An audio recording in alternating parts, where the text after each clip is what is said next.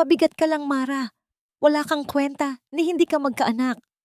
Ang malupit na sigaw ni Roventino habang nakakapit si Mara sa kanyang duguang sinapupunan sa gitna ng walang awang ulan. Sa bintana ng kanilang mansyon, nakangisi ang kabit niyang si Celiana. Suot ang kwintas na pinaghirapan ni Mara. Itatapon na lang ba siya na parang basahan matapos ibigay ang lahat? Paano siya babangon mula sa putik ng kataksilan? Huwag kang magreklamo na puyat ka, Mara. Utang na loob mo sa anak ko na inahon ka niya sa hirap mula sa probinsya niyo. Kaya nararapat lang na ibalik mo ang pabor sa pamamagitan ng pagsisilbi sa pamilyang ito. Ang malamig at matalim na tinig ni Doña Romelia ay nanatiling nakabitin sa hangin ng malawak at marangyang sala, ngunit hindi inangat ni Mara ang kanyang paningin. Ang kanyang mga mata ay mapupula na sa kakulangan ng tulog at ang kanyang mga daliri natadtad ng maliliit na sugat mula sa tulis ng karayom ay patuloy na gumagalaw ng may labis na pag-iingat. Maingat niyang idinidikit ang mga mamahaling perlas sa isang puting bestida na yari sa pinong puntas. Ito na ang ikatlong gabi na hindi siya natutulog.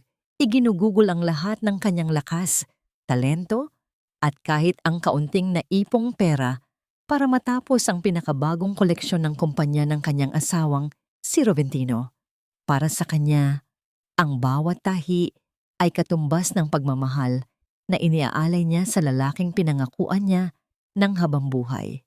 Paminsan-minsan ay humihinto siya upang haplusin ang kanyang tiyan na 4 na buwan nang nagdadalang tao.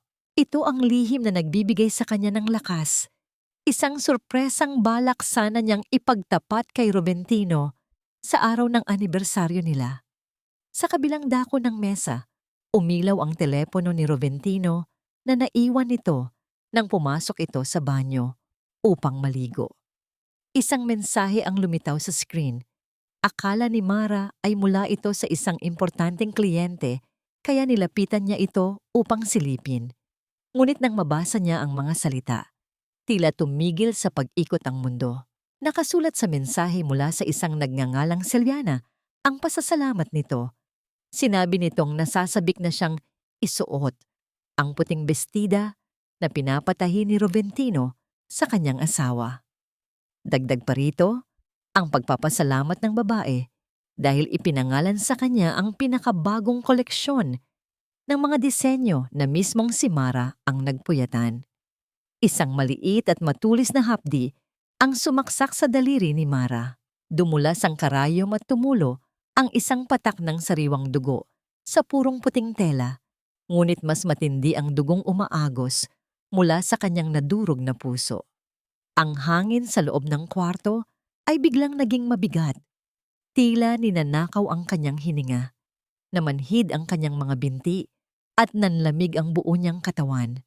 Ang bestidang inakala niyang hakbang para sa tagumpay ng kanilang pamilya ay isa palang kasuotan para sa babaeng sumisira sa kanyang tahanan.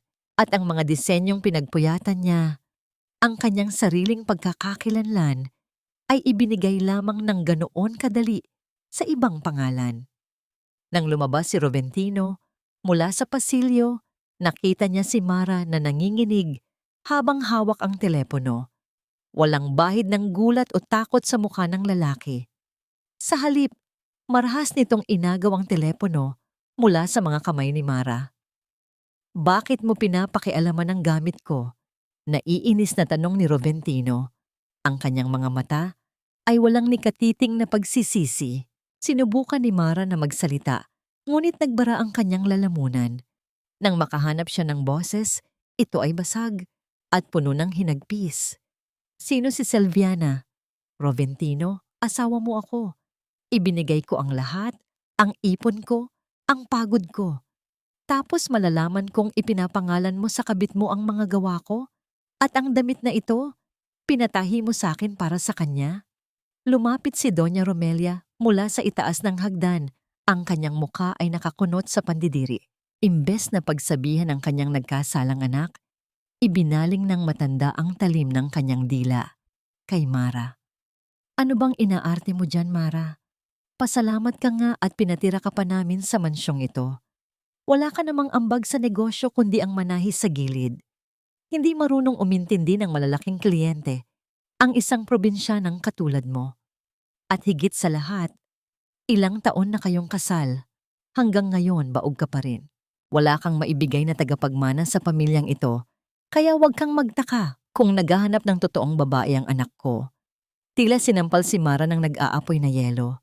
Tiningnan niya ang kanyang asawa, nagmamakaawa ng kaunting pagtatanggol, ngunit tinalikuran lamang siya ni Roventino. Lumabas ka muna, Mara. Nakakasira ka ng araw. Pupuntahan ko si Silviana. Malamig na utos ni Roventino. Hindi makapaniwala si Mara na ganito kadali siyang itapon matapos siyang sipsipin ng parang linta. Sa gitna ng kanyang desperasyon at galit, humakbang siya palapit at hinawakan ang braso ng asawa. Hindi ka aalis. Buntis ako, Roventino. 4 na buwan akong buntis para sa anak natin. Ngunit sa halip na matuwa, tiningnan lamang siya ni Roventino nang may pag-aalipusta. Pilit nitong inalis ang pagkakakapit ni Mara. Tigilan mo nga ako sa mga kasinungalingan mo para lang magpaawa. Nakakadiri ka. Sa isang marahas na pagtulak, nawalan ng balanse si Mara. Ang kanyang katawan ay tumama sa mabigat na pinto hanggang sa tuluyan siyang mapalabas ng mansyon. Ang kalangitan ay nagbubuhos ng matinding sama ng loob. Binabalot ang buong syudad sa isang malakas na bagyo. Ang malamig na ulan ay mabilis na bumasa sa manipis niyang damit. Sinubukan niyang tumayo, ngunit ang sementadong daan ay madulas. Nadapa siya at ang kanyang tiyan ay tumama sa matigas na gilid ng baitang. Isang nakakapasong sakit ang gumuhit sa kanyang ibabang bahagi. Isang sakit na tumagos hanggang sa kanyang kaluluwa. Pagtingin niya sa kanyang mga binti, nakita niya ang maitim na pulang likido na humahalo sa umaagos na tubig mula sa kalangitan. Ang kanyang sanggol. Ang tanging natitirang pag-asa ng kanyang buhay ay inaanod palayo sa kanya. Nanghina ang kanyang mga tuhod at tuluyan siyang bumagsak sa putikan. Nanginginig at namamanhid ang kanyang mga kamay nang dukutin niya mula sa bulsa ng kanyang palda ang isang maliit na medyas ng sanggol na palihim niyang binurdahan ng kulay asul at rosas. Mahigpit niya itong niyakap sa kanyang dibdib habang pinapanood ang sariling dugo na kumukulay sa tubig. Bumukas ang malaking tarangkahan ng mansyon. Isang itim na kotse ang lumabas, walang awang dumaan sa kanyang gilid, nagtalsik ng maruming tubig sa kanyang mukha. Nasa loob si Roventino, papunta sa babaeng binigyan nito ng lahat ng bagay na dapat ay kay Mara. Unti-unting lumabo ang paningin niya. Ang malamig na buhos ng ulan ay tila naging mga patak ng luha mula sa kalangitan na nakikidalamhati sa kanyang pagkawasak. Habang unti-unting pinipikit ng dilim ang kanyang mga mata at nilalamon siya ng kawalan ng malay, isang huling katanungan ang umalingaw-ngaw sa kanyang isipan. Wala ba talagang halaga ang lahat ng kanyang isinakripisyo? At dito na lamang ba magtatapos ang kanyang buhay sa ilalim ng mga paang yumapak sa kanyang pagkatao? Ang patuloy na pagbuhos ng ulan sa labas ay tila naging mga luhang tahimik na dumadaloy sa pisngi ni Mara, nag-uugnay sa madilim niyang panaginip at sa masakit na realidad. Unti-unting nagbukas ang kanyang mga mata. Wala na siya sa malamig at sementadong kalsada ng mansyon. Isang masikip, mainit, at madilim na kwarto ang sumalubong sa kanyang paningin. Amoy ng murang sabong panlaba at lumang kahoy ang pumuno sa kanyang ilong. Sa kanyang tabi, isang ginang na may kulay abong buhok at nakasuot ng kupas na duster ang abala sa pagpiga ng basang bimpo. O gising ka na pala. Huwag kang masyadong gumalaw. Sariwa pa ang mga sugat mo. Wika ng ginang sa isang mataray, ngunit may halong pag-aalalang tono. Siya si Ate Carmen, isang labandera sa looban na nakakita at nag-uwi kay Mara matapos itong matagpuan sa gilid ng kalsada. Ilang sandali pa ay dumating ang isang matandang doktor mula sa maliit na klinika ng baryo. Maingat nitong tiningnan ang kalagayan ni Mara.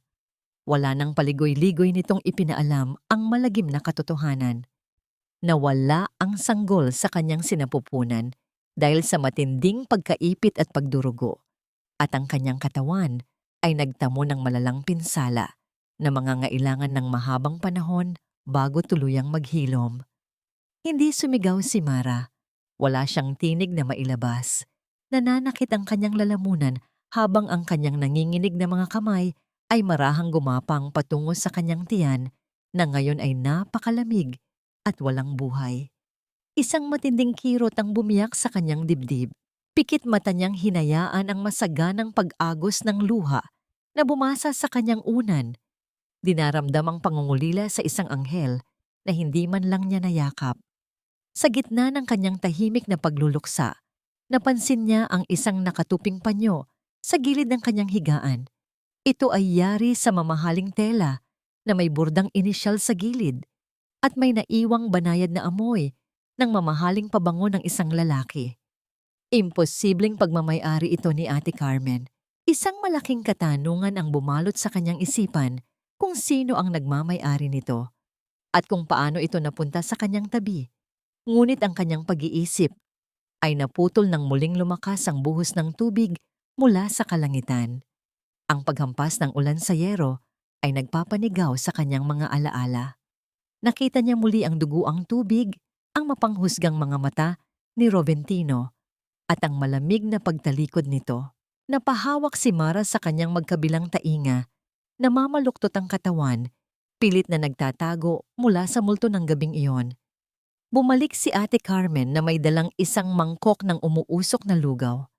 Nakita niya ang panginginig ng dalaga, kaya agad niya itong inalalayan para makaupo. Gamit ang isang lumang kutsara, maingat niyang hinipan ang pagkain bago ito itinapat sa bibig ni Mara. Umiyak ka hanggang gusto mo, sige lang. Ilabas mo lahat ng galit at sakit, mariing sabi ni Ate Carmen habang patuloy na sinusubuan si Mara. Pero kailangan mong kumain. Hindi ka pwedeng mamatay sa puder ko. Marami pang araw ang naghihintay sa'yo, kaya lunukin mo yan at pilitin mong mabuhay. Ang init ng lugaw na dumaloy sa kanyang lalamunan ay tila isang mainit na yakap sa gitna ng matinding taglamig. Ito ang unang pagkakataon na may nag-alaga sa kanya nang walang hinihinging kapalit, isang napakalaking kabaligtaran sa pamilyang pinag-alayan niya ng kanyang buong buhay. Habang si Mara ay nag-aagaw buhay sa isang abang barong-barong, sa isang marangyang simbahan sa kabilang bahagi ng lungsod, nakasuot ng magarbong bestida si Doña Romelia. Taas noo siyang naghuhulog ng malaking halaga ng pera sa kahon ng donasyon. Matapos mag-antanda, lumapit siya sa kanyang mga kumare na nag-aabang sa labas ng pintuan. Nakangiti siyang nagkwento ng mga kasinungalingan, sinasabing naglayas ang kanyang manugang dahil nakahanap ito ng ibang lalaking kayang tustusan ang kaluhuan nito. Pinaniwala niya ang lahat na sila ang biktima, habang ginagamit ang pangalan ng Diyos upang takpan ang sariling kalupitan at kasakiman. Ang kanyang mga salita ay laso na nagbabaon sa reputasyon ni Mara sa putikan. Tinitiyak na wala nang babalikan ang dalaga. Nang sumapit ang hapon at tumigil ang ulan sa looban, naiwang mag-isa si Mara sa kwarto. Tiningnan niya ang kanyang punit at duguang damit. Ayaw niyang maging pabigat kay Ate Carmen, kaya sinubukan niyang hanapin ang maliit na kahon ng pananahi na nakita niya sa ibabaw ng aparador. Kinuha niya ang isang karayom at isang rolyo ng sinulid. Ngunit sa sandaling maramdaman ng kanyang mga daliri ang manipis at matulis na bakal, tila bumalik ang lahat. Nakita niya ang patak ng dugo sa puting tela. Narinig niya ang boses ng babaeng umagaw sa kanyang buhay. Ang karayom sa kanyang kamay ay naging isang sumpa na nagpapaalala sa lahat ng kanyang nasayang na sakripisyo. Biglang nanikip ang kanyang dibdib na tila may nakadagan na malaking bato. Naghabol siya ng hininga. Kinakapos ang hangin sa kanyang mga baga at ang kanyang paningin ay nagdilim dahil sa matinding panic attack. Binitawan niya ang bakal, hinayaan itong mahulog at mawala sa siwang ng sahig na kawayan habang ang kanyang buong katawan ay patuloy na nanginginig sa takot at kirot. Ang kanyang mga luhaan at pagod na mata ay nanatiling nakatitig sa direksyon kung saan nahulog ang karayom. Iniisip kung kaya pa ba niyang buuin ang kanyang sarili o kung habang buhay na siyang mananatiling sira. Ang sunod-sunod na pagkislap ng mga ilaw mula sa mga kamera ng mga mamamahayag ay nagbigay ng artipisyal na liwanag sa malawak at marangyang bulwagan ng isang kilalang hotel. Sa gitna ng entablado, nakatayo si Roventino, suot ang isang mamahaling suit habang buong pagmamalaking inihaharap sa publiko ang pinakabagong koleksyon ng kanyang kumpanya. Sa kanyang tabi ay mahigpit na nakakapit si Silviana, ang babaeng itinuturing niyang bagong reyna.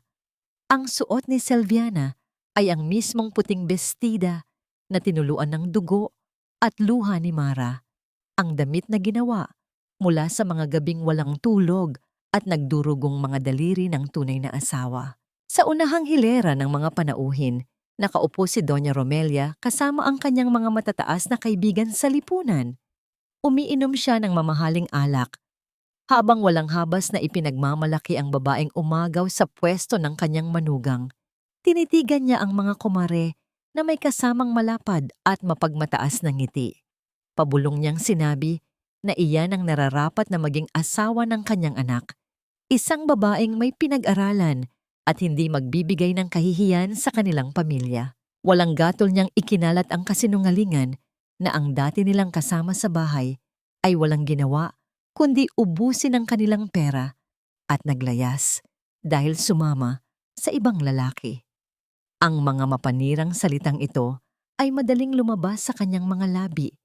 Pilit na tinatabunan ang madilim na katotohanang sila ang nagtapon kay Mara sa gitna ng walang awang bagyo upang mamatay. Sa ibabaw ng entablado, lumapit ang isang kilalang manunulat ng fashion magazine upang magtanong tungkol sa inspirasyon ng puting bestida. Gumuhit ang isang nagkukunwaring tamis sa mukha ni Silviana, pilit na ginagaya ang kilos ng isang dalubhasang taga-disenyo. Subalit, nang usisain siya kung anong uri ng masalimuot na pagtahi ang ginamit upang maikabit ang mga perlas sa pinong punustas nang hindi nasisira ang tela, biglang nawala ang kulay sa kanyang mga pisngi. Nauutal siyang sumagot, gumagamit ng mga mababaw at pangkalahatang salita na malayo sa teknikal na proseso ng pananahi. Ipinagmamalaki niya sa buong mundo ang isang obrang hindi kailanman nagmula sa kanyang sariling isipan. Sa ilalim ng mahabang lamesa na natatakpan ng makapal na puting tela, lingid sa paningin ng mga nakangiting mamamahayag, mariing nakakuyom ang mga nanginginig na kamay ni Silviana. Bumaon ang kanyang mga matutulis na kuko sa sariling palad dahil sa labis na kaba at takot na mabisto. Alam niya, sa kanyang sarili, na ninakaw lamang nila ang lahat ng mga guhit at disenyo mula sa kwarto ni Mara bago nila ito palayasin. At ngayon ay unti-unti nang nauubos ang mga ito, iniiwan siyang walang maipapakitang bago para sa mga susunod na buwan. Mula sa madilim na bahagi ng VIP section, tahimik na nagmamasid si Tiberius Montecarlos. Bilang tagapamahala ng Vanguard Capital na naghahanap ng mga bagong mamumuhunan, mayroon siyang matalas na mata para sa totoong talento at panlilinlang. Tiningnan niyang maigi ang puting bestida. Ang kalidad ng bawat tahi ay sumisigaw ng dedikasyon, pagmamahal at matinding sakripisyo, isang kaluluwang ganap na kabaligtaran ng mababaw at nagkukunwaring babaeng nakasuot nito. Kumunot ang noo ni Tiberius habang pinagmamasdan ang mga detalye. Isang malaking katanungan ang nabuo sa kanyang isipan dahil ang estilo ng pagkakaborda sa laylayan ng damit ay tila pamilyar sa kanya. Isang natatanging marka na madalas niyang makita sa isang lumang obra maestra na matagal na niyang hinahanap. Hindi siya makapaniwala na ang ganitong klaseng sining ay magagawa ng isang babaeng ni hindi kayang ipaliwanag ang sariling gawa. Nang matapos ang panayam at nagsimulang magdiwang ang mga tao sa paligid, umilaw at mabilis na nanginig ang telepono ni Roventino mula sa loob ng kanyang bulsa. Lumayo siya ng kaunti sa entablado upang sagutin ang tawag mula sa tagapamahala ng kanyang bangko. Inaasahang ito ay isang pagbati sa kanyang matagumpay na gabi. Ngunit ang mga salitang narinig niya mula sa kabilang linya ay tila malamig na tubig na ibinuhos sa kanyang buong pagkatao. Ipinagbigay alam sa kanya ng tagapamahala na isang napakalaking halaga ang inilabas mula sa pondo ng kumpanya papunta sa isang hindi kilalang account sa labas ng bansa. Nang matigas niyang itanong kung sino ang nag-autorisa ng transaksyon nang wala ang kanyang kaalaman, sinabi ng tagapamahala na ang pirma sa mga dokumento ay malinaw na nagmula kay Silviana. Lumingon si Roventino sa babaeng nasa kanyang likuran na patuloy nang ngumingiti at nakikipagkamay sa mga mayamang mamumuhunan, nagpapanggap na isang perpektong asawa at kasosyo. Unti-unting nawalan ng lakas ang mga daliri ni Roventino, hindi makapaniwala sa katotohanang nagsisimula nang gumuho ang mundong ipinagpalit niya para sa kanyang tunay na pamilya. Ang kanyang telepono ay tuluyang dumulas mula sa kanyang kamay, mabilis na bumagsak sa makinis na sahig ng bulwagan. Ang banayad na sinag ng araw sa umaga ay dahan-dahang pumasok sa maliit na siwang ng bintana ng barong-barong, nagbibigay ng mainit na liwanag sa malamig na sahig na kawayan. Sa labas ng pinto, isang batang babae na anak ng kanilang kapitbahay ang walang tigil sa pag-agos ng luha, habang hawak ang napunit nitong uniforme sa paaralan. Wala siyang magulang na tutulong sa kanya dahil maagang umalis ang mga ito upang maghanap buhay. Tiningnan ni Mara ang bata at sa kabila ng matinding takot na namamayani sa kanyang dibdib, dahan-dahan siyang tumayo at kinuha ang lumang kahon ng pananahi ni Ate Carmen. Nanginginig ang kanyang mga daliri nang muli niyang maramdaman ang manipis na bakal ng karayom. Ang kanyang hininga ay naging mabigat, tila pilit na ibinabalik ng kanyang isipan ang madilim at duguang gabi. Subalit nang makita niya ang pag-asa sa mga mata ng paslit, huminga siya ng malalim at ipinikit ang kanyang mga mata upang itaboy ang multo ng nakaraan. Nang magsimulang maglakbay ang sinulid sa pagitan ng napunit na tela, isang kakaibang kapayapaan ang unti-unting bumalot sa kanyang pagkatao. Ang bawat pagtusok at paghila ay naging isang ritual ng paghihilom. Hindi niya ginamitan ng makina ang damit. Tanging ang kanyang mga sugatang kamay lamang ang nagdugtong sa mga hibla. Nang isuot muli ng bata ang buong-buong uniforme na may kasama pang magandang burda ng bulaklak sa gilid upang takpan ng punit, isang wagas ng ngiti ang sumilay sa labi ng dalaga. Bumalik ang isang munting kislap sa kanyang mga mata na matagal nang pinatay ng kalupitan ng kanyang asawa. Upang makabayad sa utang na loob at sa kabutihan ni Ate Carmen na patuloy na nag-aalaga sa kanya, tinipon ni Mara ang lahat ng mga natirang retaso ng tela mula sa mga pabrika na itinapon na sa kanilang looban.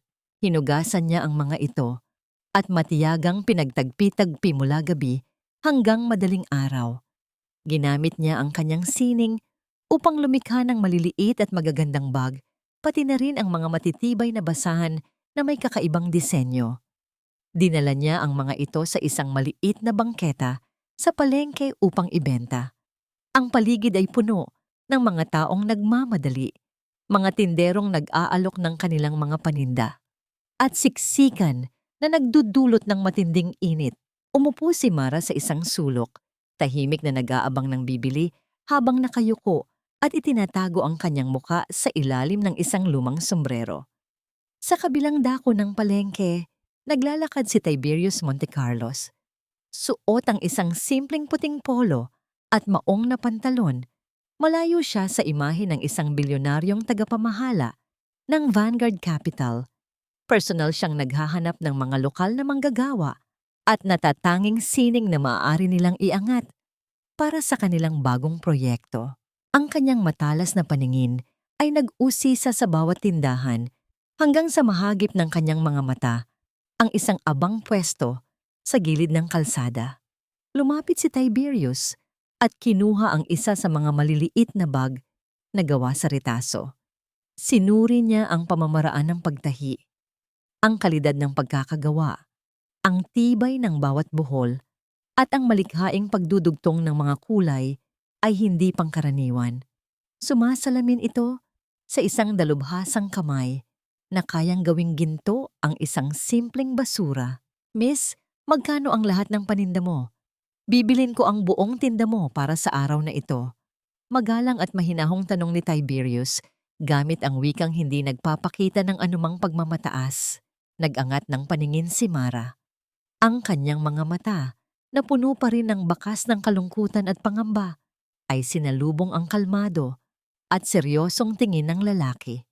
Sandaling napatigil si Tiberius. Mayroong isang malalim na sugat sa mga mata ng babae na pumukaw sa kanyang atensyon. Isang kalungkutan na nais niyang pawiin, ngunit alam niyang kailangan ng labis na pag-iingat. Sigurado po ba kayo, sir? Medyo marami po ito at baka hindi niyo naman magamit lahat. Nag-aalangang sagot ni Mara. Ang boses ay mahina at nanginginig pa rin dahil hindi siya sanay na may kumakausap sa kanya ng may labis na paggalang. Oo, sigurado ako. May halaga ang bawat gawa mo at hindi ito dapat ibinebenta sa ganitong halaga lamang. Tugon ni Tiberius habang kumukuha ng pera sa kanyang pitaka. Nang iabot niya ang buong bayad, maingat at sinadya ni Tiberius na ilapag ang mga papel sa ibabaw ng maliit na lamesa sa halip na iabot ito ng direkta sa kamay ni Mara. Napansin niya ang panginginig ng mga daliri ng dalaga at ayaw niyang makadagdag sa anumang takot na nararamdaman nito sa pagdikit ng isang estranghero. Ang simpleng kilos na yon ay hindi nakawala kay Mara. Naramdaman niya ang isang banayad na init sa kanyang dibdib, isang pagkilala sa kanyang dignidad bilang isang babae at bilang isang manggagawa na matagal nang ipinagkait sa kanya ni Roventino. Habang maingat na inilalagay ni Tiberius ang mga bag sa isang malaking supot, nahagip ng kanyang paningin ang isang maliit na letrang M na nakaburda gamit ang gintong sinulid sa pinakatagong laylayan ng tela. Kumunot ang kanyang noo. Ang eksaktong hugis at kumpas ng letrang iyon ay parehong-pareho sa disenyong nakita niya sa mamahaling bestida na isinuot ng nagpapanggap na si Silviana noong nakaraang gabi. Isang malaking palaisipan ang biglang bumalot sa kanyang isipan kung paano nagkaroon ng koneksyon ang isang tanyag na kumpanya sa isang sugatang babae sa gilid ng palengke. Bago pa man siya makapagtanong, biglang nagdilim ang buong kalangitan. Ang mainit na sikat ng araw ay mabilis na napalitan ng makakapal at itim na ulap. Walang ano-ano, bumuhos ang isang napakalakas na ulan, hinuhugasan ang maalikabok na kalsada ng palengke. Ang mabilis na pagbagsak ng tubig mula sa langit ay tila naging mga matatalim na patalim na sumaksak sa isipan ni Mara. Ang lamig na dala ng hangin ay mabilis na gumapang sa kanyang balat. Nanlaki ang kanyang mga mata at tuluyang nawala ang kulay sa kanyang mukha. Ang alaala ng gabing itinaboy siya, ang madulas na semento, at ang buhay na nawala sa kanyang sinapupunan ay sabay-sabay na umatake sa kanyang isipan. Namanhid ang kanyang mga binti at ang matinding paninikip ng kanyang dibdib ay nag-alis ng kakayahan niyang huminga. Ang kanyang mga kamay ay mahigpit na kumapit sa gilid ng malamesa habang ang kanyang buong katawan ay nanigas sa gitna ng pagragasa ng tubig. Tila isang rebultong yelo na naghihintay na lamang bumagsak at mawasak sa malamig na semento. Ang matinding panlalamig ng katawan ni Mara, sa gitna ng walang awang buhos ng ulan, ay tila nagbabalik sa kanya sa pinakamadilim na gabi ng kanyang buhay. Ang bawat paghampas ng malamig na hangin ay parang mga patalim na muling sumusugat sa kanyang sariwang trauma. Napapikit siya ng mariin, hinihintay ang pagbagsak ng kanyang nanginginig na mga tuhod sa basang semento. Subalit, bago pa man tuluyang sumuko ang kanyang lakas, isang malapad na anino ang biglang tumakip sa kanya. Ang mabibigat na tubig na kanina ay dumadagan sa kanyang balikat ay biglang tumigil. Dahan-dahan niyang iminulat ang kanyang mga mata. Sa kanyang harapan ay nakatayo si Tiberius, hawak ang isang malaking itim na payong na sumisilong sa kanilang dalawa. Hindi lumapit ng labis ang binata upang hindi makabuo ng anumang pangamba sa isipan ni Mara. Sa halip, ginamit ni Tiberius ang kanyang malapad na balikat at matipunong pangangatawan upang salagin ang malakas na ihip ng hangin na nagdadala ng ulan. Sa unang pagkakataon matapos ang matagal na panahon, may isang lalaking piniling manatili sa ilalim ng bagyo kasama niya, sa halip na itaboy siya palabas upang mag-isa. Unti-unting kumalma ang mabilis at kapos na paghinga ni Mara. Ang paninikip ng kanyang dibdib ay dahan-dahang naglaho habang naramdaman niya ang isang pambihirang uri ng kaligtasan. Iniangat niya ang kanyang paningin at sinalubong ang mga mata ni Tiberius. Walang halong awa o panghuhusga sa mga titig ng lalaki. Ang tanging naroon ay isang malalim at tahimik na pag-unawa. Isang banayad na init ang gumapang sa nadurog na puso ng dalaga. Isang pakiramdam na matagal na niyang ibinaon sa limot. Mula sa di kalayuan, nagmamadaling tumakbo palapit si Ate Carmen. May hawak na manipis na piraso ng yero upang isilong sa sarili. Bakas ang labis na pag-aalala sa mukha ng matanda nang makita ang namumutlang si Mara.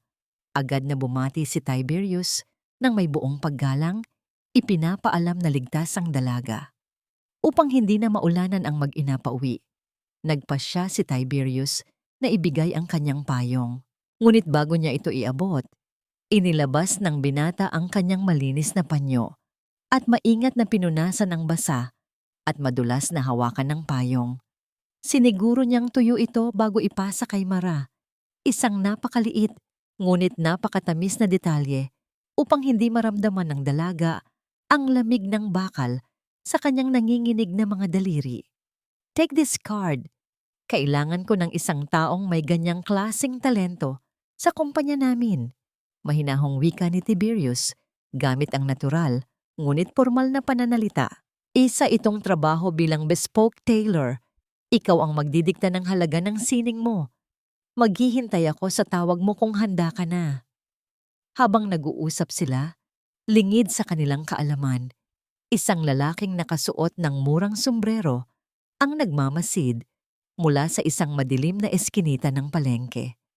Isa itong tauhan na binayaran ni Roventino upang maghanap ng mga murang mananahi sa looban na maaari nilang nakawan ng mga bagong disenyo.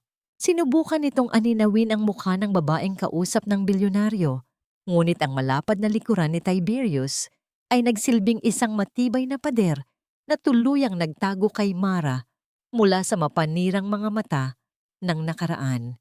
Nang makaalis ang sasakyan ni Tiberius, tinitigan ni Mara ang makinis at mamahaling card sa kanyang palad. Nabasa niya ang ginintoang pangalan, Vanguard Capital. Isang kaba ang muling sumibol sa kanyang dibdib. Ang kumpanyang ito ay kabilang sa mataas na lipunan ng Manila, ang parehong magarbong mundo na umalipusta ng abuso at nagtapon sa kanya sa putikan. Gusto niyang itapon ang card at manatili na lamang sa tahimik, ngunit ligtas na barong-barong ni Ate Carmen, malayo sa mga taong sumira sa kanyang buhay. Ngunit pagsapit nila sa kanilang inuupahang kwarto sa looban, isang marahas at mabigat na kamao ang sunod-sunod na yumanig sa marupok nilang pintuan. Ang nagpapaupa ay sumisigaw mula sa labas. Ang tinig ay puno ng galit at pagbabanta. Mahigpit na naniningil ng ilang buwang utang ni Ate Carmen. Nagbitiw ito ng matigas na babala na kung walang maibibigay na pera bukas ng umaga, itatapon nito ang lahat ng kanilang kagamitan sa kalsada at ipapadlock ang kwarto. Nakita ni Mara ang pagtulo ng luha sa mga mata ni Ate Carmen, ang babaeng walang pag-aalinlangang nagligtas sa kanyang buhay nung mga panahong wala siyang matakbuhan. Mahigpit na ikinuyom ni Mara ang kanyang palad kung saan nakatago ang card ni Tiberius. Wala na siyang pagpipilian. Upang iligtas ang kaisa-isang taong nagpakita sa kanya ng tunay na pagmamahal, kailangan niyang talikuran ang kanyang takot at muling humakbang papasok sa pugad ng mga leon. Kinabukasan, dala ang matinding determinasyon na iahon si Ate Carmen mula sa pagkakabaon sa utang at ipagtanggol ang kaisa-isang taong nagpakita sa kanya ng malasakit. Humakbang si Mara papasok sa nagtataasang gusali ng Vanguard Capital. Ang lamig ng aircon at ang kintab ng sahig ay nagpapaalala sa kanya sa mundong sumira sa kanyang pagkatao. Kaya mahigpit niyang yinakap ang kanyang sarili habang naglalakad patungo sa pinakamataas na palapag. Sinalubong siya ni Tiberius nang may mainit at magalang na pagtanggap, malayo sa mapanghusgang mga tingin na nakasanayan niya sa pamilya ng kanyang asawa. I am willing to work for you, Sir Tiberius. Ngunit may isa lamang akong pakiusap. Gusto kong manatiling lihim ang pagkakakilanlan ko. Hindi pa ako handang humarap sa maraming tao, lalo na sa mga taong nasa industriya. Nanginginig, ngunit buong tapang na pakiusap ni Mara. Ang kanyang mga mata ay naghahanap ng kasiguruhan mula sa lalaking nasa kanyang harapan. Your terms are my command, Mara. Walang makakaalam kung sino ang nasa likod ng mga disenyo hanggat hindi mo gusto. I will provide a safe place for you. Mahinahong tugon ng bilyonaryo. Ang boses nito ay nagbibigay ng isang matibay na haligi na maari niyang sandalan. Itinuro ni Tiberius ang isang pribado at tahimik na talyer sa dulong bahagi ng gusali. Ang silid ay malawak, napupuno ng natural na liwanag mula sa malaking bintana at kumpleto sa mga pinakamataas na kalidad ng tela at sinulid na maaari lamang pangarapin ng isang mananahi. Dito nagsimulang bumuo ng bagong buhay si Mara. Ang kanyang unang proyekto ay isang espesyal na gown para sa isang misteryosang VIP client ng kumpanya. Inakala niyang maninigas muli ang kanyang mga kamay sa paghawak ng karayom. Ngunit sa tuwing naiisip niya ang suporta ni Ate Carmen at ang paggalang na ibinibigay sa kanya ni Tiberius, nagiging magaan ang bawat pagtusok niya sa tela. Ibinuhos niya ang kanyang pighati, pag-asa at mga pangarap sa bawat detalye ng damit. Tahimik na pinaghihilom ang kanyang sarili sa pamamagitan ng kanyang sining. Sa mga sumunod na araw, napansin ni Mara ang mga maliliit na bagay na nagpapainit sa kanyang nanlamig na puso. Tuwing madaling araw, nagigising siyang may nakahandang mainit na kape at masasarap na pagkain sa isang maliit na mesa sa labas ng kanyang talyer.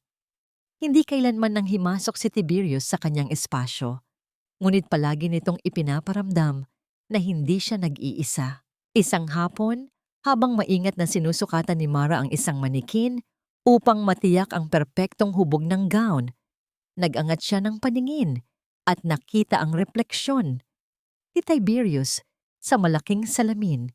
Nakatayo ang binata sa gilid ng hamba ng pinto. Tahimik na pinagmamasdan ang kanyang pagtatrabaho ng may labis na paghanga. Nang magtama ang kanilang mga paningin sa salamin, isang banayad at palihim na ngiti ang sumilay sa kanilang mga labi. Ang simpleng palitan ng tingin na yon ay nagdala ng isang matamis na kilig sa dibdib ni Mara, isang malinis at dalisay na pag-ibig na unti-unting namumulaklak sa gitna ng kanyang paghihilom. Samantala, sa isang magarbong opisina sa kabilang bahagi ng lungsod, tuluyan ng gumuho ang ilusyon ng perpektong buhay ni Roventino at Celiana. Ang kanilang marahas na pagtatalo ay umalingaw-ngaw sa buong silid habang nagtuturuan sila kung sino ang may kasalanan sa pagbagsak ng kumpanya. Wala na tayong bagong mailalabas para sa Fashion Week. Naubos na natin ang mga ninakaw nating sketch mula sa asawa mo. Gumawa ka ng paraan, Roventino, dahil ayokong mapahiya sa mga kaibigan ko. Matinis na panunumbat ni Celiana habang inihahagis ang mga walang kwentang papel na sinusubukan niyang idisenyo, ngunit nagmimistulang gawa lamang ng isang bata. Ako pa ngayon ang gagawa ng paraan. Ikaw itong nagpanggap na magaling na designer sa harap ng media. Ikaw ang umubos ng pera natin sa mga walang kwenta mong pamumuhunan. Galit na ganti ni Roventino. Ang muka ay namumula sa matinding stress dahil sa papalapit na pagtatapos ng kanilang kasikatan. Ang kasakiman na nagbuklod sa kanila noon ay siya ring lason na unti-unting pumapatay sa kanilang relasyon ngayon. Kinabukasan, minabuti ni Mara na lumabas ng Vanguard Capital upang personal na pumili ng karagdagang mamahaling puntas para sa tinatapos niyang proyekto. Namili siya sa isang sikat at eksklusibong tindahan ng mga tela na madalas puntahan ng mga kilalang tao sa industriya. Habang hinahaplos niya ang lambot ng isang telang sutla, nagsimula siyang makaramdam ng kaunting kumpiyansa sa sarili. Naisip niyang baka ang misteryosang kliyente ni Tiberius ay isang sikat na artista na magdadala ng kanyang obra sa isang malaking entablado. Subalit, ang maikling sandali ng kanyang kapayapaan ay biglang nadurog.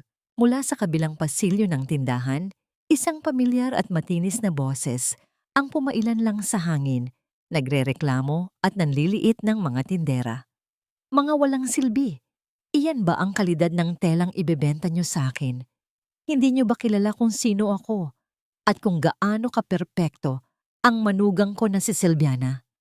Bigyan niyo ako ng mas maayos na tela, hindi itong basurang ibinibigay niyo sa akin. Tila yelong tumusok sa gulugod ni Mara ang mga salitang yon. Ang boses na yon ay pagmamay-ari ni Doña Romelia. Ang lahat ng dugo sa katawan ni Mara ay mabilis na umurong, nag-iwan ng matinding pamumutla sa kanyang mukha. Nanikip ang kanyang lalamunan at nanginig ang kanyang mga tuhod. Pilit niyang isiniksik ang kanyang maliit na katawan sa likod ng mga matataas na rolyo ng tela. Pinipigilan ang sariling paghinga habang ang mga yabag ng sapatos ng halimaw mula sa kanyang nakaraan ay papalapit sa kanyang direksyon. Ang matinis at mapagmataas na boses ni Doña Romelia ay tila mga nakakalasong punyal na walang awang bumabaon sa dibdib ni Mara. Gumigising sa mga alaala ng pang-aalipusta na matagal na niyang pinipilit ibaon. Mabilis na umurong ang lahat ng dugo sa kanyang mukha, nag-iwan ng matinding pamumutla habang ang kanyang puso ay nagwawala sa labis na kaba. Pilit niyang isiniksik ang kanyang maliit at nanginginig na katawan sa likod ng malalaking rolyo ng makakapal na telang pelus. Ikinulong niya ang sariling hininga. Natatakot na ang pinakamaliit na paggalaw ay maging dahilan upang makita siya ng halimaw na sumira sa kanyang buhay. Mula sa kabilang pasilyo, patuloy ang walang habas na panlalait ng matanda sa mga manggagawa ng tindahan. Dinig na dinig ni Mara ang mga salitang ginagamit nito, mga parehong kataga na ipinukol sa kanya noong mga gabing nagmamakaawa siya para sa kaunting paggalang. Sinabihan ni Romelia ang mga tindera na sila ay mga walang pinag-aralan, mga probinsyanang walang silbi na hindi kailanman maiintindihan ang mundo ng mga mayayaman. Ang bawat salita ay bumibigat sa hangin, unti-unting sumasakal sa pag-asa at kumpiyansa na sinimulang buuin ni Mara sa loob ng talyer ni Tiberius. Nanlambot ang kanyang mga tuhod at pakiramdam niya ay muli siyang ibinabalik sa malamig at madulas na sementadong daan kung saan siya itinapon. Mula sa hindi kalayuan, habang sinusuri ang mga kalidad ng sinulid na bibilhin para sa kumpanya, nahagip ng matalas na paningin ni Tiberius ang kakaibang kilos ng dalaga. Nakita niya ang matinding paninigas ng katawan ni Mara, ang panginginig ng mga balikat nito, at ang mga matang tila nakatingin sa isang napakalagim na bangungot. Hindi na kailangan ng bilyonaryo ng anumang paliwanag upang maramdamang nasa matinding panganib ang emosyon ng babaeng kanyang pinoprotektahan. Walang pag-aalinlangan at may malalaking hakbang na puno ng layunin, mabilis na lumapit si Tiberius sa direksyon ni Mara. Bago pa man makalingon si Doña Romelia sa pasilyo kung saan nagtatago ang dalaga, humarang na ang matipunong pangangatawan ni Tiberius. Ginamit niya ang kanyang sarili bilang isang matibay na pader, isang hindi matitinag na tanggulan na ganap na nagtago kay Mara mula sa malupit na paningin ng matanda. Nang makita ni Doña Romelia ang sikat at maimpluwensyang tagapamahala ng Vanguard Capital, mabilis na nagbago ang anyo ng kanyang mukha. Pinilit nitong magpinta ng isang matamis at huwad na ngiti. Nag-aayos ng postura upang magmukhang isang kagalang-galang na ginang ng mataas na lipunan. Binati niya ang bilyonaryo gamit ang isang malambing na tono umaasang makakakuha ng atensyon para sa negosyo ng kanyang anak.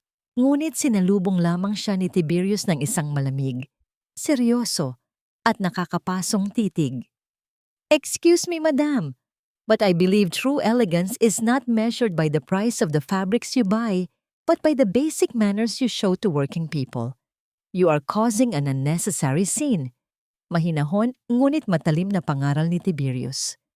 Ang kanyang boses ay walang halong pagtaas, ngunit ang awtoridad at pagkadismaya rito ay sapat na upang durugin ang huwad na pagmamataas ng matanda. Namula ang buong mukha ni Doña Romelia sa labis na kahihiyan, lalo pat nakatingin na sa kanya ang iba pang mayayamang parokyano ng tindahan. Sa kanyang pagmamadali at pagkabigla na mapagsabihan ng isang taong mas mataas ang antas sa kanya, isang manipis na folder ang dumulas mula sa kanyang hawak at tahimik na bumagsak sa makinis na sahig. Wala na siyang lakas ng loob na pulutin ito. Dali-dali siyang tumalikod at naglakad palayo, iniiwan ang kanyang kapalaluan sa gitna ng pasilyo. Nang matiyak ni Tiberius na tuluyan nang nakalabas ang matanda, unti-unti niyang ibinaba ang kanyang depensa at marahang lumingon sa kanyang likuran. Nakita niya si Mara na nakayuko, pilit na kinakalma ang nagwawalang dibdib.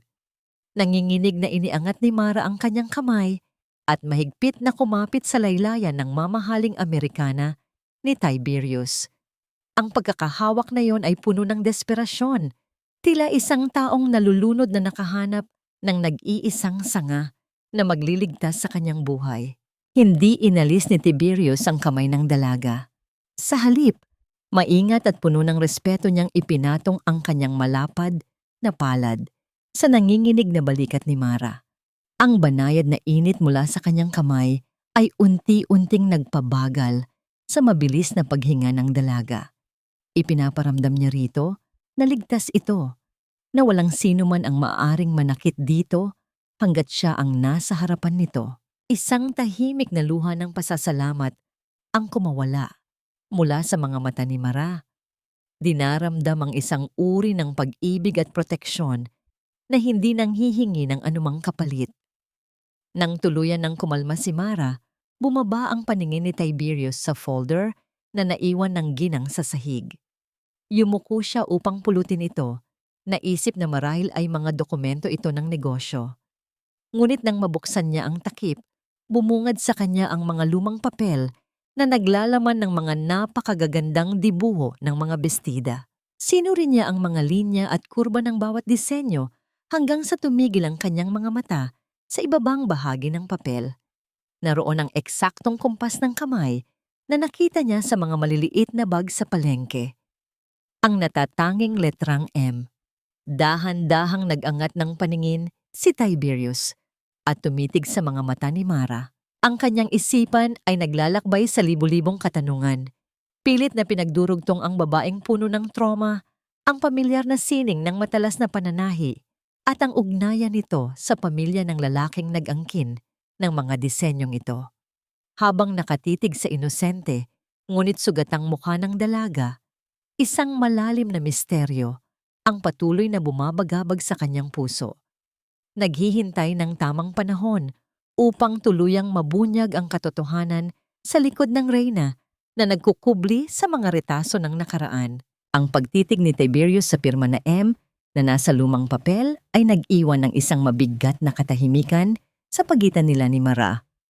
Binalot sila ng hindi masabing tensyon habang naglalakbay pabalik sa Vanguard Capital hanggang sa marating nila ang lihim na talyer ng dalaga.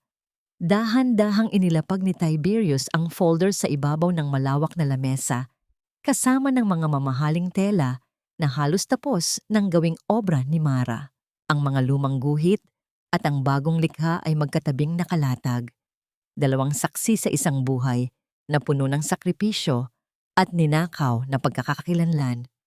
Mara, mahinahong simula ni Tiberius, ang kanyang boses ay malumanay, ngunit puno ng determinasyong malaman ang buong katotohanan. Gusto kong malaman ang lahat. Ang babaeng nagmamay-ari ng folder na ito ay si Doña Romelia Alcaraz, ang biyanan mo noon, at ang mga disenyo na nasa loob nito ay nagtataglay ng eksaktong lagda na nakita ko sa mga bag na binili ko mula sa'yo sa palengke. Please, sabihin mo sa akin ang totoo. Kasabay ng kanyang mga salita ay ang biglaang pagkulog sa kalangitan. Isang malakas at biglaang pagyanig ang naramdaman sa buong gusali. Sinundan ng mabilis na pagkawala ng lahat ng ilaw. Binalot sila ng isang makapal at ganap na kadiliman habang ang malakas na pagbuhos ng ulan sa mga salamin ng bintana ay muling gumising sa mga multo sa isipan ni Mara. Sa gitna ng nakabibinging dilim, sa loob ng ligtas na espasyo na nilikha para lamang sa kanya, tuluyang bumigay ang pader na matagal nang itinatayo ni Mara sa paligid ng kanyang puso. Isang malakas at mahabang hikbi ang kumawala mula sa kanyang lalamunan, sinundan ng sunod-sunod na pag-agos ng mga luhang matagal na niyang pinipigilan. Ang bawat patak ay naglalaman ng bigat ng kanyang pagiging asawa, ng kanyang pagiging alipin sa pamilyang inakala niyang magiging kanlungan niya, ng mga gabing walang tulog habang ninanakaw ang kanyang talento, at higit sa lahat, ng napakasakit na pagkawala ng kanyang anak sa gitna ng malamig na ulan. Sa kauna-unahang pagkakataon, ikinuwento niya ang lahat. Hindi siya nagsalita bilang isang mahinang biktima, kundi bilang isang babaeng nakikipaglaban upang mabuhay na ang bawat salita ay nagiging patunay sa kanyang pinagdaanan. Inamin niyang siya ang gumuhit ng lahat ng disenyong nagpayaman kay Robentino. Inamin niyang ang bawat sentimong naipon niya ay ibinigay niya sa pamilyang iyon, at inamin niyang ang pinakamasakit sa lahat ay ang malamig na pagtalikod ng lalaking kanyang pinagkatiwalaan habang hinahayaan siyang mawalan ng dugo sa gitna ng bagyo. Walang awang nadurog ang puso ni Tiberius sa bawat salitang lumalabas sa bibig ni Mara. Hindi niya napigilan ang sariling kamay na dahan-dahang gumapang sa ibabaw ng lamesa hanggang sa mahanap nito ang nanginginig na mga daliri ng dalaga. Hindi siya nagsalita. Wala siyang ibinigay na mga walang kwentang salita ng pakikiramay. Sa halip, sa gitna ng dilim, bumitaw siya sa kanyang upuan, lumipat sa sahig, at umupo sa tabi ni Mara na nakasandal sa pader. Mahigpit niyang hinawakan ang kamay ng dalaga. Ipinaparamdam sa isang tahimik, ngunit makapangyarihang paraan na hindi na ito kailanman mag-iisa sa gitna ng anumang bagyo. Naramdaman ni Mara ang init mula sa palad ni Tiberius, isang init na unti-unting gumagapang sa kanyang buong katawan, pinapawi ang lamig na dala ng kanyang mga alaala dahil sa pagod, sa sakit, at sa kakaibang pakiramdam ng kaligtasan. Dahan-dahan niyang ipinatong ang kanyang ulo sa malapad at matipunong balikat ng binata. Ito ang unang pagkakataon na naramdaman niyang may halaga ang kanyang buhay sa paningin ng isang lalaki. Hindi dahil sa kaya niyang pagsilbihan, hindi dahil sa kaya niyang magbigay ng pera, kundi dahil sa kung sino siya. Niyakap niya ang sandaling iyon, hinayaan ang kanyang sarili na maging mahina sa harapan ng isang taong nagpakita ng tunay na lakas. Ang lakas na magmahal nang walang hinihinging kapalit. Nang unti-unting bumalik ang kuryente at bumuhos muli ang liwanag sa loob ng silid, hindi nagbago ang kanilang posisyon. Ang kanilang mga kamay ay nanatiling magkahawak at ang ulo ni Mara ay nanatiling nakasandal sa balikat ni Tiberius. Ipinapangako ko sa iyo, Mara. Mariing bulong ni Tiberius, ang kanyang boses ay puno ng determinasyon at pangako. Tutulungan kitang bawiin ang lahat ng ninakaw sa iyo. Hindi sa pamamagitan ng galit o dahas. Ibabalik natin ang pagkakakilanlan mo sa pamamagitan ng iyong sariling talento. Hahayaan nating ang iyong sining ang sumigaw ng katotohanan. Habang pinagmamasdan niya ang determinadong mukha ni Tiberius, isang maliit na sobre ang nakita ni Mara sa gilid ng mesa na hindi niya napansin kanina. Dumating pala ito sa opisina ng bilyonaryo habang nasa tindahan sila ng tela. Nang buksan ito ni Tiberius, bumungad sa kanila ang isang makintab at magarbong imbitasyon. Ang Vanguard Capital, bilang isa sa pinakamalaking korporasyon sa bansa, ay iniimbitahan bilang pangunahing sponsor at panauhing pandangal sa pinakamalaking fashion show ng taon, ang Parehong Gabi, kung saan ilalabas ni Roventino ang kanyang pinakabagong obra maestra sa buong mundo. Tiningnan ni Tiberius si Mara. Hawak ang imbitasyon na tila isang sandata. Isang kakaibang kislap ang gumuhit sa kanyang mga mata. Isang plano na unti-unting nabubuo sa kanyang isipan. Ang entablado na inihanda ni Roventino para sa kanyang kasikatan ay siya ring magiging entablado ng kanyang tuluyang pagbagsak. Ang imbitasyon para sa nalalapit na Fashion Week ay tila naging isang mitya na nagsindi ng apoy ni Bakoy sa magkabilang panig ng lungsod. Sa lihim na talyer ni Mara, ang mamahaling papel na yon ay sumisimbolo sa isang pagkakataon para sa katarungan. Sa kabilang dako, sa magarbong mansyon ni Roventino, ito ay isang bombang nagbabadyang sumabog anumang oras. Ang opisina ni Roventino ay napuno ng ingay ng marahas na pagtatalo. Ang mga salitang lumalabas sa kanilang mga bibig ay hindi na malambing na tawagan, kundi mga matutulis na akusasyon na nagpapakita ng tunay na kulay ng kanilang relasyon. Roventino, the show is just 2 weeks away. Anong ipapakita natin? Yung mga drawing mong parang gawa ng grade schooler? Wala na tayong bagong designs. At wag mong isipin na ako ang gagawa niyan. I'm a muse, not a slave. Matinis na sigaw ni Silviana, sabay hagis ng mga papel sa ibabaw ng lamesa. Ang kanyang mga mata ay nag-aapoy sa galit.